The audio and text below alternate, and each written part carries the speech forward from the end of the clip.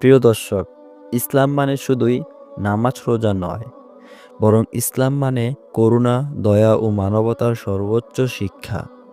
আজ আপনাদের সামনে তুলে ধরব নবী করিম সাল্লাল্লাহু আলাইহি সাল্লামের জীবনের এক অবিশ্বাস্যকর ঘটনা। তায়েফ এর সফর।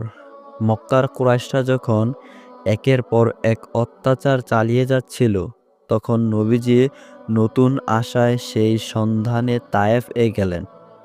তিনি চেয়েছিলেন তায়েফবাসীরা যদি ইসলামের দাওয়াত গ্রহণ করে, তাহলে ইসলাম শান্তির একটি নতুন ঠিকানা পাবে।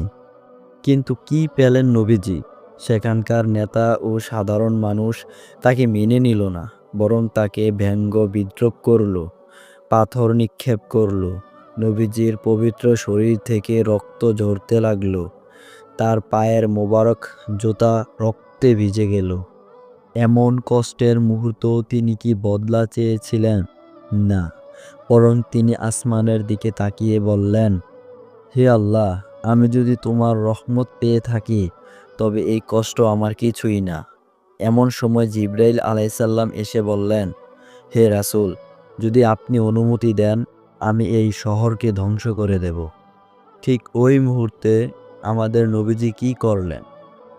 তিনি দুহাত তুলে বললেন, না, আমি চাই না এদের ধ্বংস হোক, বরং আমি দোয়া করি এদের ভবিষ্যৎ বংশধর যেন একদিন ইসলামের আলো গ্রহণ করে।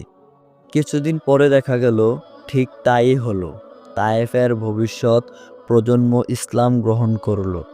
বন্ধুরা, এই ঘটনা আমাদের কি শিখায়? কষ্ট ও পরীক্ষার মুখেও ধৈর্য ধরতে হয়। প্রতিশোধ নয়, ক্ষমাই শ্রেষ্ঠ গুণ। আল্লাহর রহমতের উপর ভরসা রাখতে হয়।